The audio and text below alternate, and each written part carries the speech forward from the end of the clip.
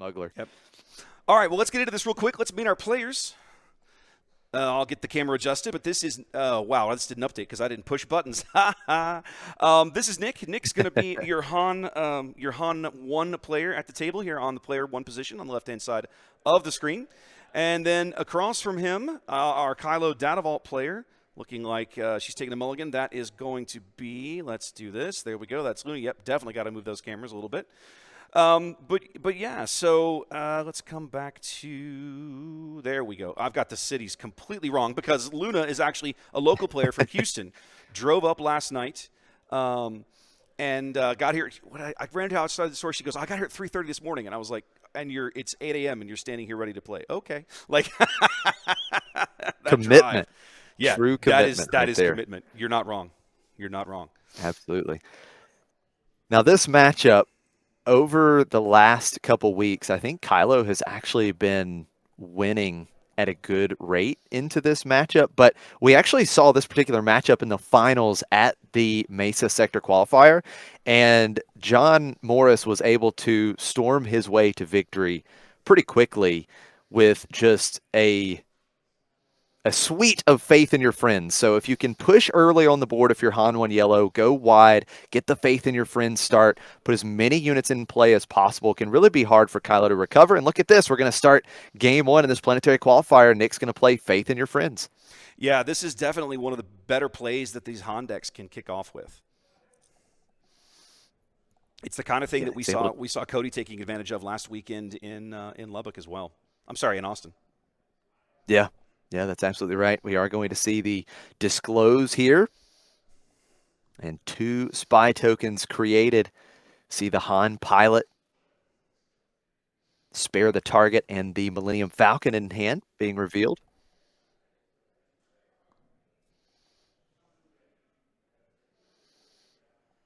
And for Luna, it's going to be the Kylo action ability, pitching that craving power. Great upgrade to go ahead and get into the discard pile. She draws a card there, and that's going to be the only opening play for Luna.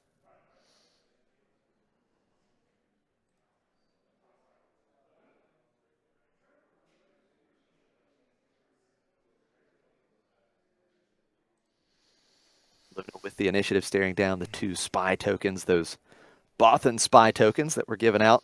Oh, those are the Beatle tokens, aren't they? Yeah. Nice. Big Bothan Network logo right there on the chest of that shadowy looking Bothan spy. I love those tokens. These Kylo Data Vault decks have always been a bit of a mystery to me in the sense of kind of how they work, how you bring them together, all of the tools that they have, because they've got a lot of different options in these things. And I think sometimes the trying to figure out what to play and what you need and everything is very is the challenge. Like that's the trick of this deck is you've got all these tools. How do you mesh them together to get the result that you were looking for? Yeah, such a great point. Now this start is so good for Nick. Faith in your friends into the Sanctioner shuttle, able to capture Luna's turn 2 play, the Dr. Pershing.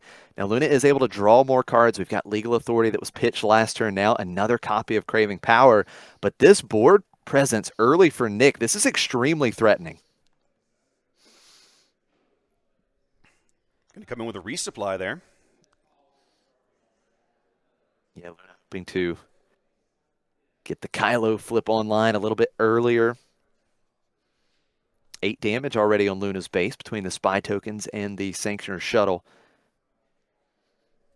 As Luna just claims the initiative, another spy bringing Luna up to 10 damage on base. And Nick's just going to keep pouring on the pressure. That Han action ability use, getting another ready resource from hand. He's going to play the fast Falcon here and then pilot it with Han attacking right away. That's another 5 damage to base, 15 damage on Data Vault already. Big hits early here, and I think if you're in Nick's shoes, this is what you have to do against this deck, right? The longer game tends to favor the blue-green villain shells that we see in the various forms, and so if you're going to outrace one, you've got to put your foot down on the gas and not let up. Yeah, that's absolutely right, and even with Luna ramping once with the resupply, we're still 1 action phase away from Kylo coming out. and at least gumming up this ground arena a little bit. And Nick, of course, could deploy Han this turn with that action ability, getting another resource.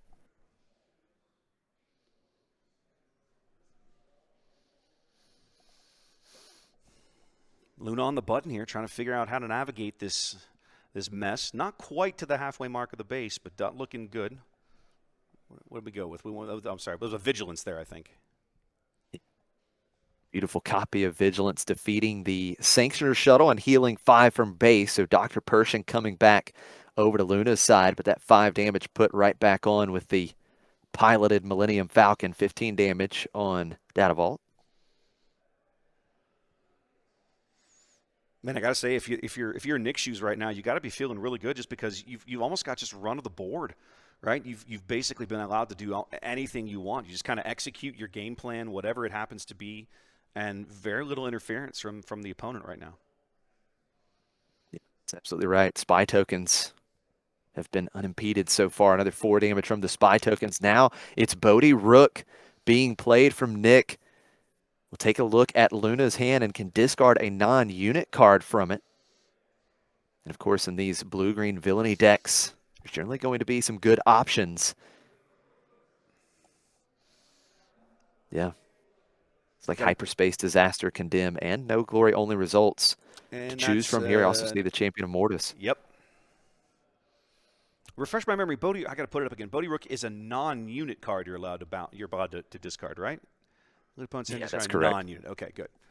So you've got 3 really good options there. Nick's debating here. What does Nick go for here? The Condemn could shut down the leader, right? Yeah, I was gonna say, I think I'd take Condemn, and that is the choice here. That's what Nick's gonna grab and throw away. Here it is. We're going to see that Han action ability once again. Nick putting a card from hand into play as a resource and readying it. So now Han is deployed. Another 4 damage into Data Vault. It's 23 damage on now for Luna. And Tech is going to be smuggled or played as well here with that extra resource. My goodness, what a turn for Nick. Yeah, just trying to overload the ground arena here. And I got to say, I mean, I like the play. I think it's exactly the right play. It just presents so many threats that, you're not to super laser blast yet. You don't have a board clear. We just looked at Luna's hand. We know it's not there unless you just drew into it. And so now it's literally all about this Kylo flip and, how do you navigate it?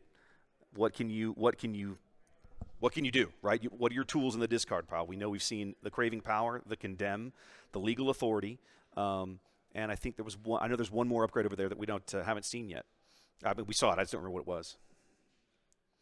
Yeah, I think this is the Legal Authority. I think it's Legal Authority, Craving Power, and Condemn are the upgrades there. And it looks like we're going to deploy right away. Kylo is deployed. Luna's going to pay the full 7. It looks like here we're going to pay 5 for that Craving Power. And it looks like she grabbed the Legal Authority as well. So this is definitely going to clean up some of this board.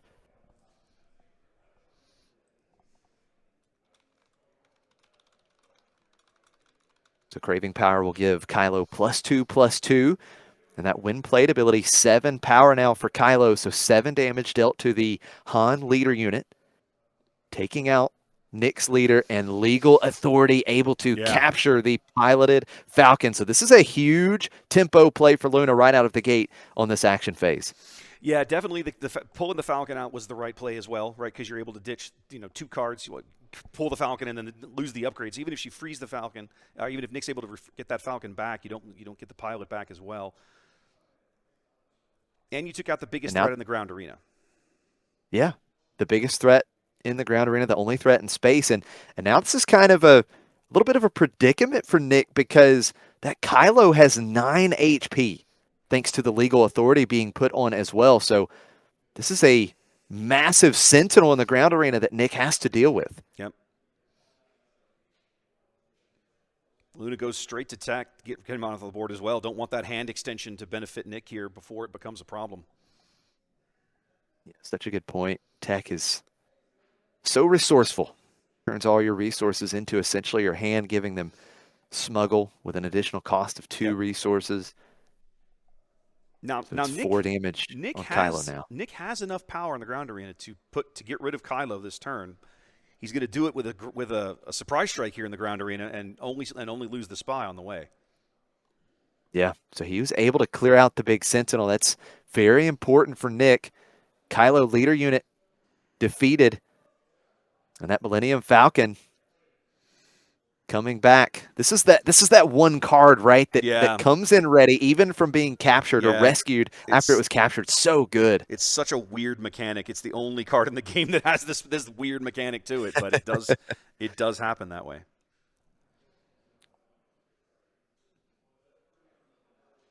Another 3 damage with Bodhi Rook into Data Vault. 26 damage on. We're going to see L337 coming out, and now Millennium Falcon putting another 3 on base. 29 damage on Luna's base. This is getting really close. She's got to quickly stabilize here before Nick closes this game.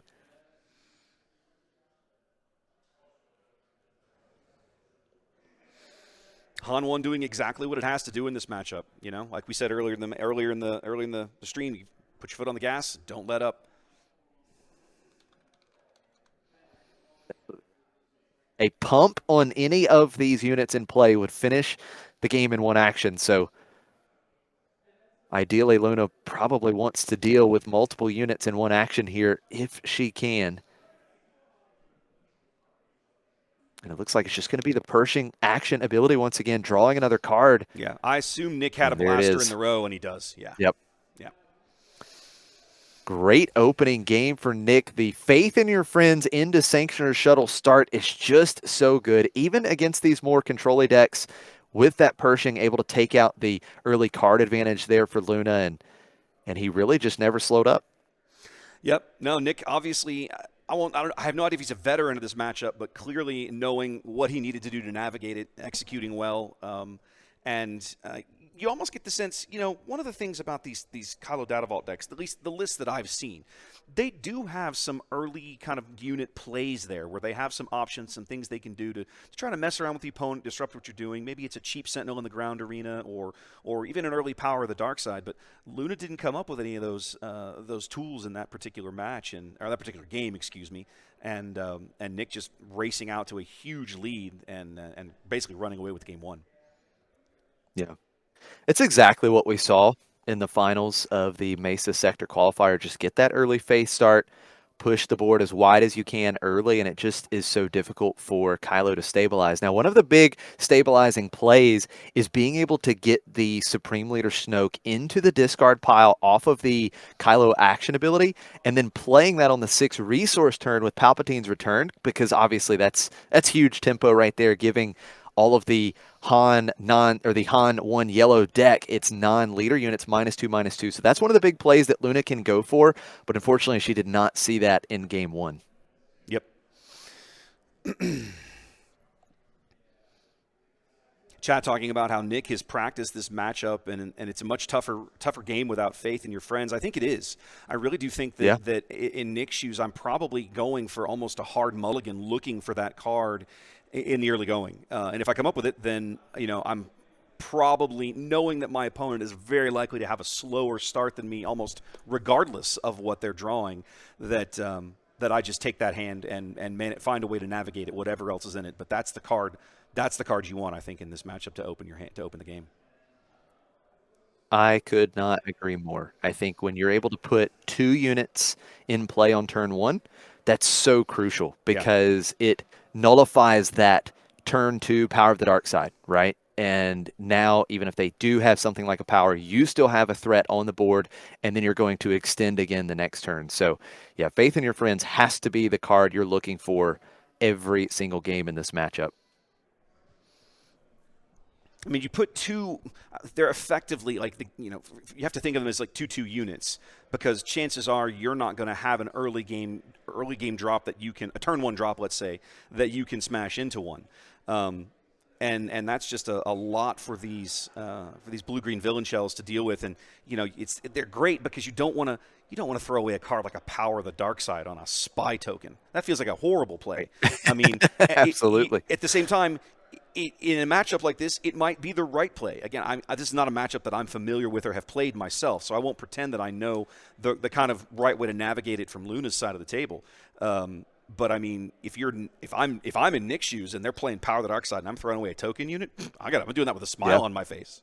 Oh, absolutely. Yeah, absolutely. That's great value your way.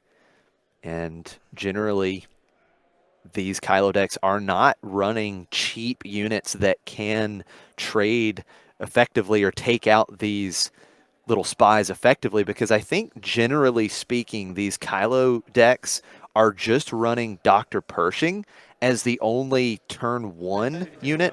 Now, some of them might have Pike Sentinel, but a lot of them I think are just running Dr. Pershing, and of course Pershing is just there. He's just there to draw cards, right? He's not there to answer the spy tokens. Yeah, exactly. I mean, well, he couldn't if he wanted to, right? Like he's a card drawing engine, and that's all he's got. And That is it. as good as it is, that's just he's not. I'll be honest. I will say this in Luda's shoes that putting the Pershing on the board on turn one at least gives your opponent the idea of, all right, well, do I want to go face or do I want to take away this early card advantage? I think that's actually an interesting Right. dilemma, right, to present to your opponent. And in that instance, Pershing kind of almost acts like a pseudo sentinel if your opponent decides that that's where they want to go. You're saving yourself a little bit of that early race damage. Right. And that's where the Sanctioner Shuttle comes in, right? Right. These double, either double turn ones or double one cost on turn one, or the Faith in Your Friends into Sanctioner Shuttle is just so good because it Yeah. just nullifies that turn one play from your opponent. Yeah, I had a long conversation with my buddy Trey last weekend during Austin about Sanctioner Shuttle, and he kind of kept looking at me like with incredulity, like this is the card you're arguing, this is the card that's got you upset, and I was like, I mean, upset is not the word, but boys, I'd say irritated is definitely the word I would go with, because it's once kind of folks discovered it, it's definitely been a staple in these kinds of decks. Oh, absolutely. Such a powerful play. Now, it looks like the players are shuffled up, and we are going to see a mulligan from both players here to start game two, as Luna will start with the initiative in a must-win situation here in game two.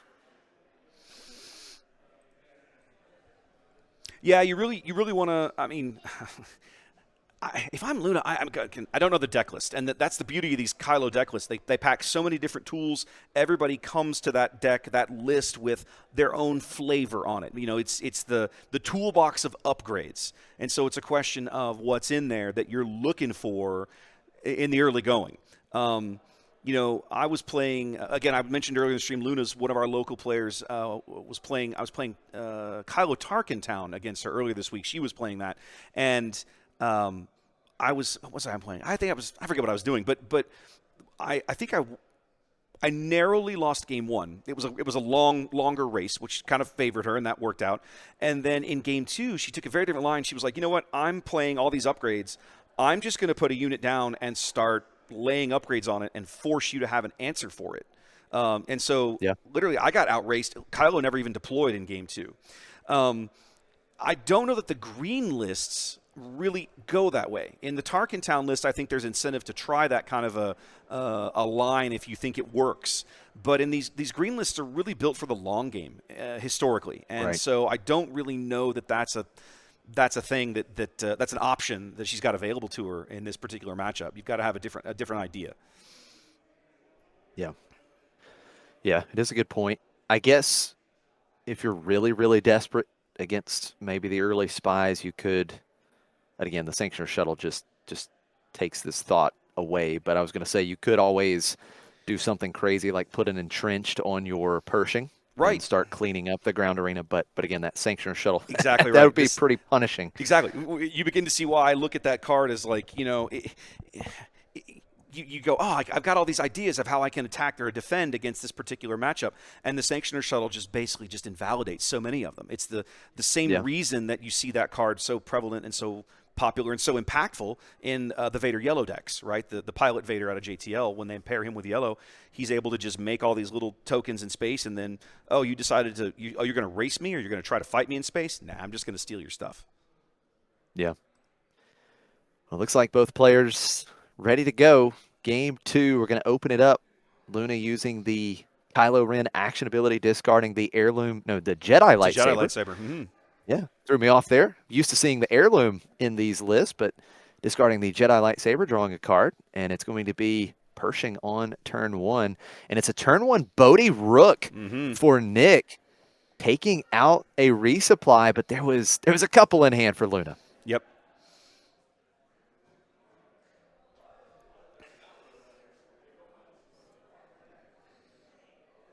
Tough resource choices, I'm sure, for Kylo here, trying to figure out exactly which way to go.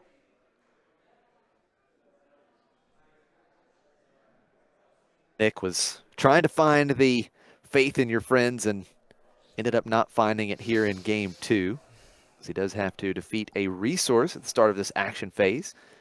Using that Han action ability during the last phase, we are going to see resupply for Luna. She goes up to 4 resources. I don't think Bodie's a terrible way to open this match, this game for Nick, though. Like, you're still going to be able to put some early pressure on, and you're still getting rid of valuable cards out of your opponent's hand. Hey, look. Nick does have faith. He has plenty of faith in his friends. We're going to see him search the top 3 cards of the deck, draw one of those cards, and very likely see the spies hit the board once again. It's been interesting to watch the overall, how do I want to say this, the meta, like the player base kind of discover this card. When it was first spoiled, everybody looked at it and went, that's interesting. And then over time, people, I think the more time it's gotten on the table, people are like, oh, this card is really good. And I just don't think it's going to go away anytime soon. You know, it's brand new. It's going to be with us for a couple of years. And I think we're going to see a lot of it between now and the time when it rotates out in late, what would be, early 28, I guess? That's a safe assumption for sure. Early next year, I guess. Right, yeah. Luna using the Dr. Pershing action ability, dealing 1 damage to Pershing, drawing a card, and now Nick wanting to do something about the card draw engine for Luna as Bodie swinging into Pershing here. Pershing just 1 HP remaining. As Luna's just going to continue drawing cards, pitching the Craving Power off the Kylo action ability. Now, we didn't talk about it, but Nick drew a card and did not disclose to get his spy tokens. So either he didn't have it, which I find almost impossible to believe, or he just didn't want Luna to see what he had in his hand. Yeah, it's very interesting because the faith in your friends, of course, not near as impactful in this matchup when we're not creating multiple threats on the board. So if I'm Luna, we're going into 5 resources here. You have to feel so much better in this game. Yeah. You've got no damage on your base, only staring down 1 enemy unit. This is a fantastic spot right now for Luna. Way better feeling here than in game 1 when by this point of the game you were already just getting overrun.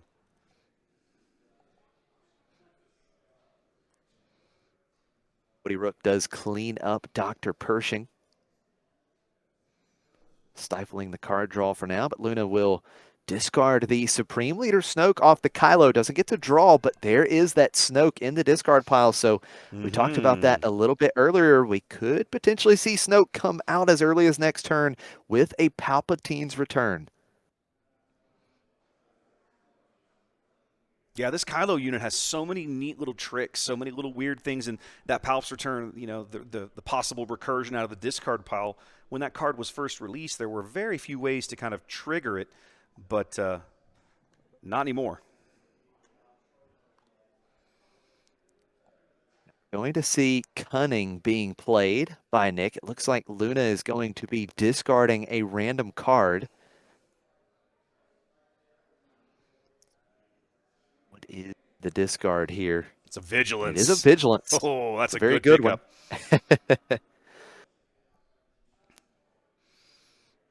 So he bounced Bodie and ditched the Vigilance. So Nick, what I like, again, Nick, you know, not able to flood the board with units, now trying a different line available to him in yellow, right? I'm going to attack your hand. You're discarding things. You're trying to filter your deck. I'm now going to try and disrupt that play as well. Luna has found another Dr. Pershing. Pershing has rejoined us here in game 2 as Luna will try and continue to draw cards. And this is helpful considering, as you mentioned, that Nick has started attacking Luna's hand. We're going to see Bodie Rook played yet again. And look at this, it's 2 Super Laser Blasts. So one of those definitely getting pitched here. Yeah. Definitely not upset to see that go if I'm Nick. Absolutely. And so here we are. It's the 6th resource round for Luna, and still 30 HP on your base. Oh, no. I'm not seeing the damage that Bodhi Rook. Oh, no. Bodhi never actually attacked the base. My apologies. I took off health, Yeah, and he that went to wasn't Pershing, there. I think. Yep. Yeah, he did went to Pershing.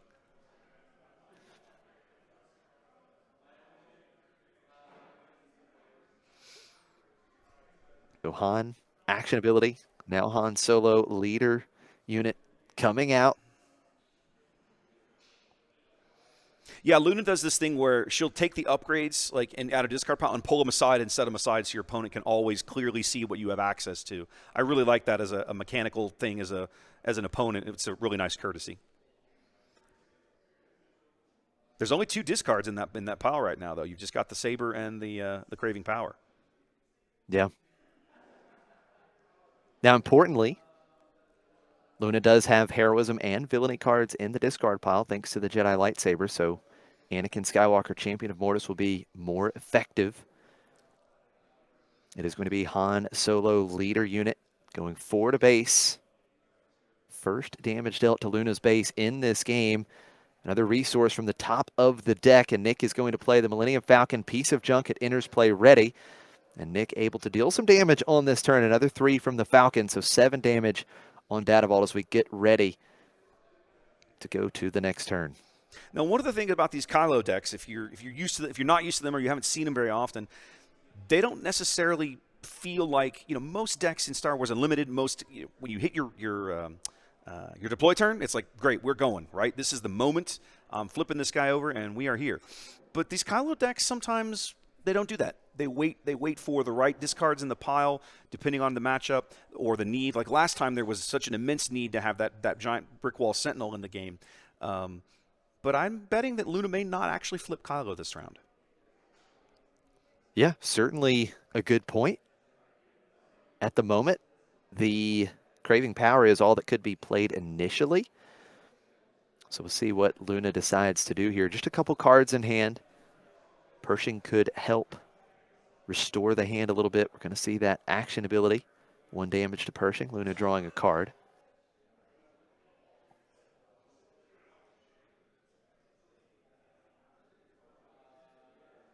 See what Nick can present here, knowing that the threat of the Kylo deploy is looming. And the Craving Power can take out a very large threat. 4 damage to Luna's base with the Han leader unit. 11 damage on it. It's going to be the Eager Escort Fighter. This is a strong play for Luna. Very likely a card that comes out of the sideboard in these types of matchups. Able to ambush and defeat the Falcon. Bodhi going to base this time. Not going to mess with Pershing again. Too late in the game for that, I think. Totally agree. Luna takes initiative with 4 resources still available. Wow. Very interesting. Not even using Kylo this turn. Whatever's in that hand is valuable enough that not willing to throw it away to look through the deck. Chat pointing out that the 8 resource round is coming, and we know that Luna has at least 1 Super Laser Blast in that hand. Of course, Nick knows it too. Yeah, that's absolutely right. It's 14 damage on Data Vault. Nick still has plenty of options here, still has 7 ready resources to work with, and it's going to be the Han Solo pilot here actually coming down into the ground arena to ambush and defeat the Dr. Pershing unit. So we're seeing the versatility from this Han pilot unit. Can also be played as a ground unit with ambush, and sometimes that's exactly what you need.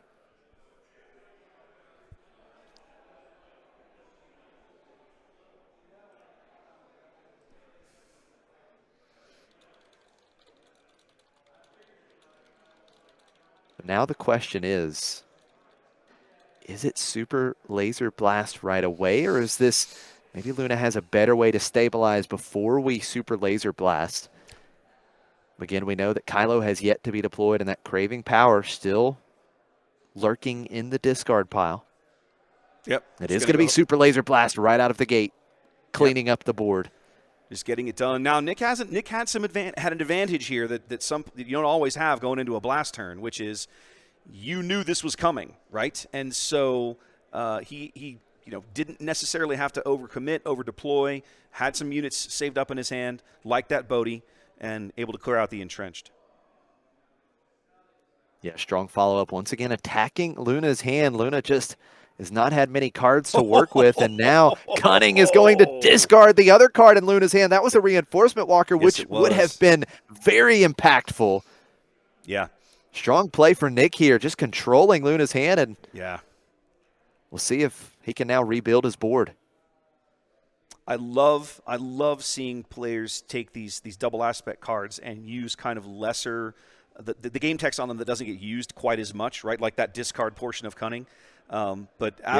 absolutely impactful in this match, being able to attack Luna's hand here, especially when you know what those cards are and you know how useful they are.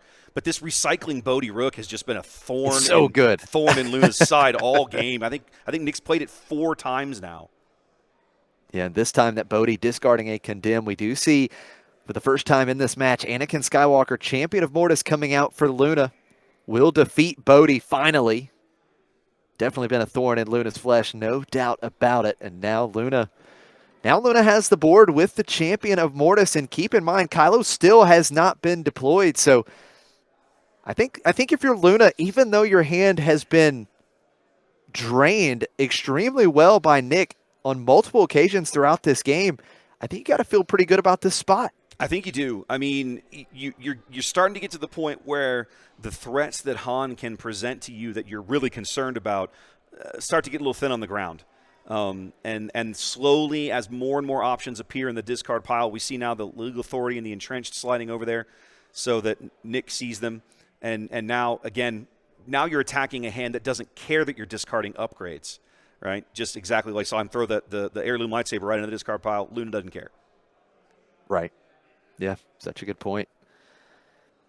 Now Kira is being played, and this is important because Kira could name one of these upgrades and make it cost an additional 3 resources so that if Luna were to deploy, her options of how many upgrades can be put onto Kylo could certainly be reduced.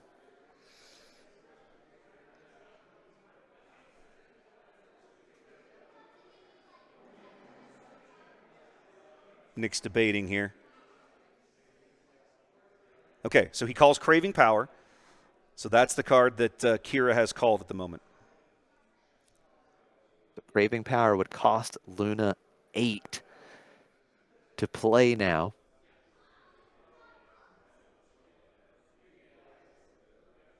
Maybe now Luna just thinking, let's deal with Kira first before we deploy. Try and get a more impactful deploy here. Anakin Skywalker quickly attacking and defeating the Kira unit.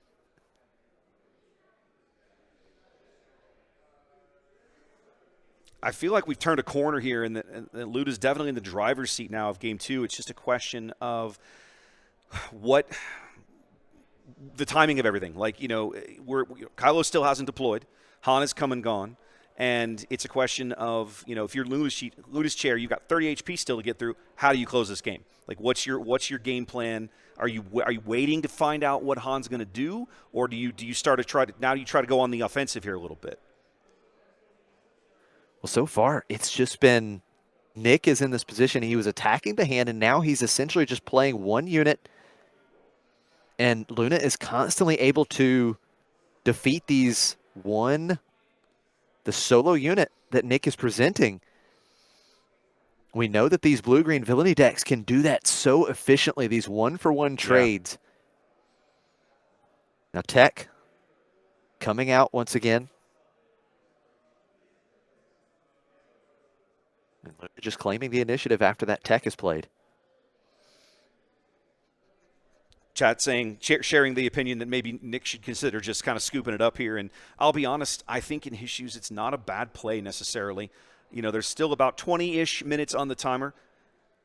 That way he would have enough time to possibly win a Game 3, but it's difficult to envision a world where, and Nick literally just scooping up for time right now. He sees another Super Laser Blast of Vigilance, and he's calling it right now.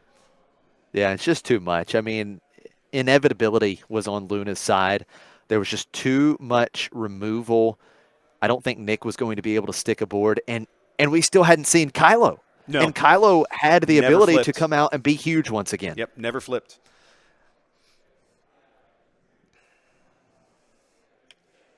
So a great rebound game for Luna, taking game 2, forcing a deciding game 3 here in round 1 of this Planetary Qualifier in Lubbock, Texas at Stormcrow Games.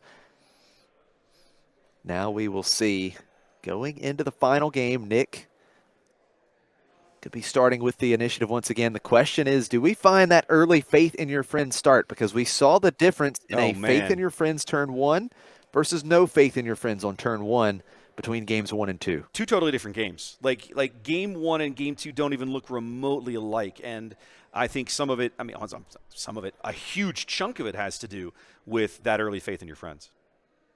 Yeah, absolutely. And then you saw Nick, he did find that faith in your friends and was able to play it on turn 2, but like Then he whiffed. you talked about Wes, he whiffed. Yeah, I mean Yeah, that was brutal yeah, to not be able to get the tokens. So yeah, I think that card is so important in this matchup if Nick wants to have success. We'll see if he finds it here. Probably going to mulligan for it right away if he doesn't see it in his opening yeah. hand. I apologize for not having the table mic working. It's funny to listen to these two banter. Nick making a comment just there about I can hear them, but you guys can't. And Nick making a comment there about round 1, a low stress game to start things off, a low stress match. Oh, that's great.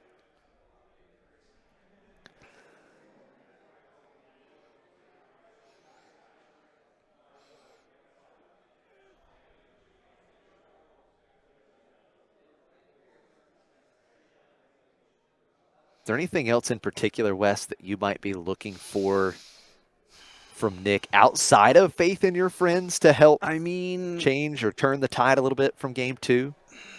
I'm trying to think the kinds of things that you can use in Han to put early pressure. I think I don't disagree with Nick's early Bodhi plays necessarily. I like the idea of being able to strip out some of those impactful events.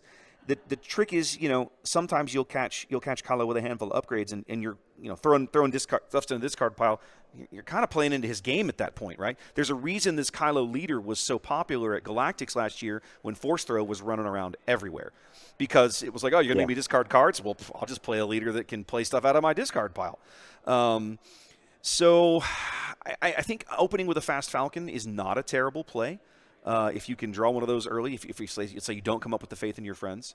I'm trying to think what else might be in there for 3 that's going to be an early go. Tech early is not where you want to go. You're probably going to resource him early on. Yeah. Let's have a look and see. We can see what Nick is resourcing here. Well, he did mulligan, and I think he has found that faith in your friends this time. He's got a Bodhi, a Faith, the Sanctioner Shuttle. I think that's a Spare the Target.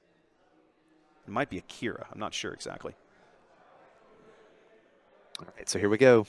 Faith in your friends on turn 1 to start game 3 for Nick as he has the initiative.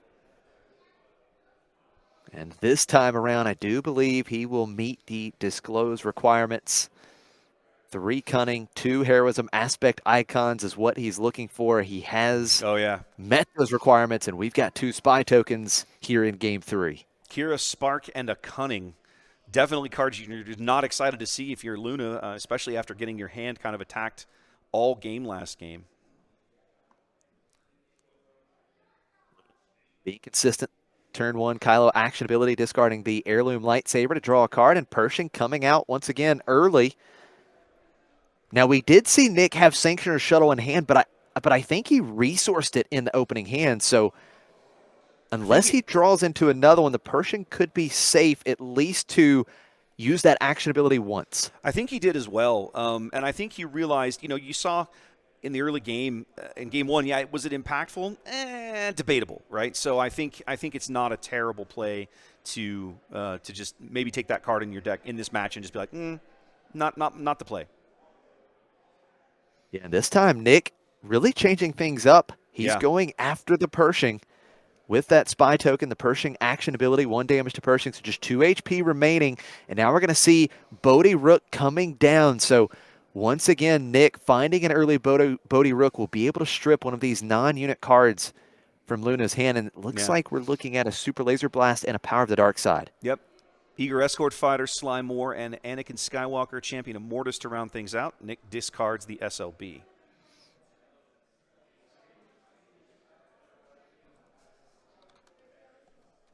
The action back over to Luna.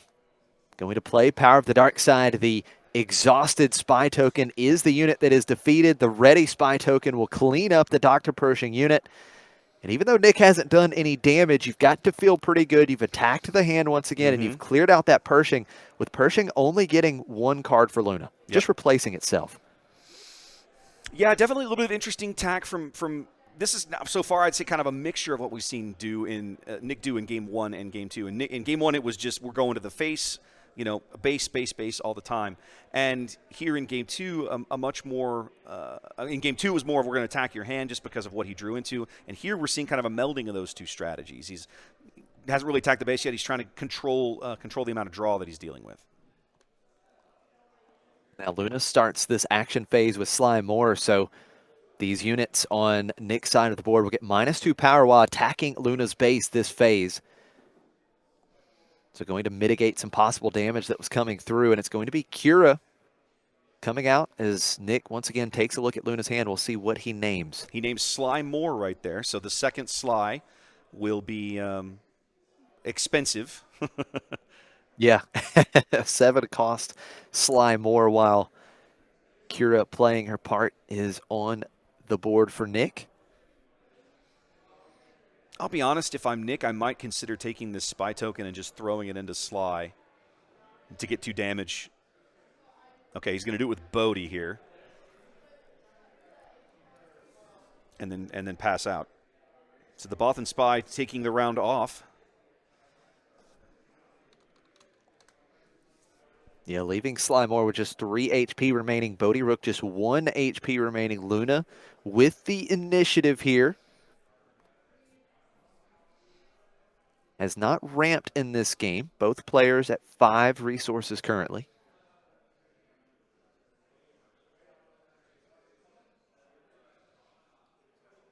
And Luna's going to trade with the Bodhi Rook. Sly Moore and Bodhi Rook both defeated. And now Nick can start putting some pressure on the base finally. 2 to base with the Bothan spy token.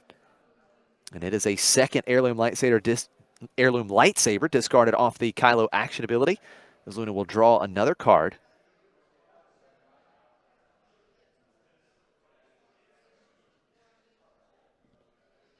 Nick deep in thought here, trying to figure out what his next play is going to be. Starts to spend things, changes his mind. We're going to go Spark of Rebellion. Going to continue targeting Luna's hand. What do we take here? Ooh. We've got an answer to the Space Arena with that Eager Escort Fighter. We still have Sly in hand, that Champion of Mortis looming, and a Vigilance is going to be Champion of Mortis discarded, because with the heirloom lightsabers in the discard pile, that Champion of Mortis very threatening. Yeah, but I think I would have taken the Vigilance in Nick's shoes. The ability for Luna to recover HP is something that Han just does not want to deal with. Going to take a little bit of a different line this time, playing Eager Escort Fighter into the Space Arena with nothing to ambush, but nevertheless getting that unit ready to potentially defend if needed. Kira gets into Luna's base. It's 5 damage on Data Vault, and now here comes Bodhi Rook, and it's going to be Vigilance discarded, so he had a way to take out the Vigilance either way, and Nick once again has left Luna with just 1 card in hand, and now putting some really good pressure on in the ground arena. These hero cunning decks and the hand disruption they present sometimes are just so irritating to play against. But I think in this matchup, it's absolutely critical. I mean, if you're not able to outrace the way he did in Game 1, now he's able to kind of attack on 2 fronts. You're disrupting your opponent's hand and their strategy and what they're trying to do. At the same time, you're still able to put some pressure on. We're the 6 resource round. We know we're not to a Super Laser Blast. We know there's already one on the discard pile. In Nick's shoes, you're starting. It's like now things are starting to kind of gel a little bit. Now things feel decent. Luna does have the initiative after that Han leader unit deployed and was able to deal another 4 damage to base. So Luna with 9 damage on now, 24 HP remaining. Luna has the initiative, but we're still a turn away from Kylo deploying, and this ground arena is threatening quite a bit of damage. If I've done my math correctly, that's 12 damage being shown right now for Nick, not including anything else that may be played.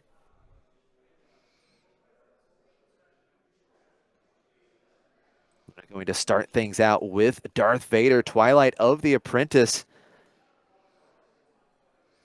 What Going to do give you a shield token shield? to itself. Like that doesn't, like, giving your opponent a shield in this situation. I'm not. Doesn't feel very good. Yeah. Yeah, with Darth Vader not having ambush, right, it has no real immediate impact on the board here.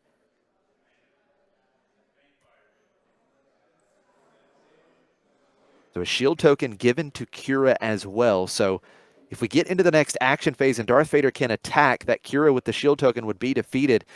But now Nick is going to start things out on this turn with a Faith in Your Friends.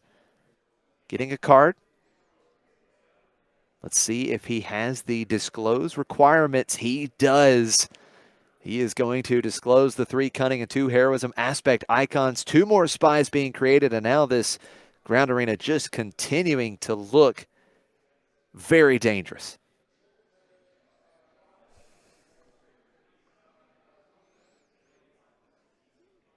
They're having a conversation now about, the disclose requires you to disclose the aspects. Can the card cunning, and both aspect icons on the card count for the purposes of disclose? And it should. Yeah. Yeah, just clarifying that. Yeah, they're talking about the differences between how that works on the table versus how it works on some of the online play engines, and how they're unable to necessarily process that the correct way, right? So that's one of the many differences. It's one of the things that I always tell people is, the online tools we have are fun and interesting, but there's no substitute for playing the game at the table. Yeah, that's absolutely right. Luna going to attack into Nick's base, 4 damage. I believe that's the first damage that Luna's dealt to Nick's base in this match. It's pretty close. It's certainly been a hot minute.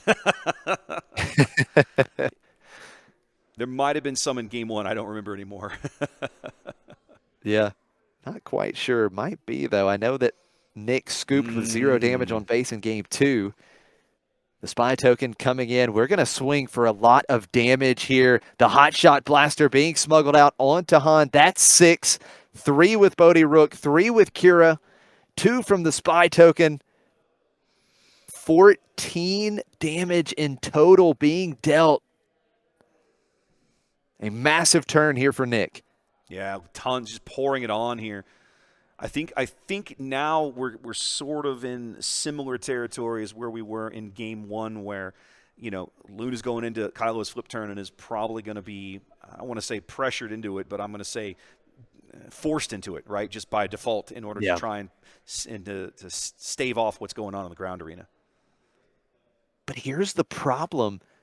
There's no craving power. There's no legal authority. Yeah, you right? don't. There's nothing that comes out and answers some of these units as far as upgrades on Kylo. Yeah, you haven't seen the tools come and go, and even if you put Kylo out, he's going to be at best a 9. No, he can't even play both sabers. He can only afford one of them. So I mean, kind of getting hosed on draw here. This is interesting, right? Because by continuing, the hand disruption in this game feels like it worked better than in game 2. We have not seen Luna use Kylo's ability to cycle through the deck nearly as much as we did in games 1 and 2, and I think some of it is due to Nick's.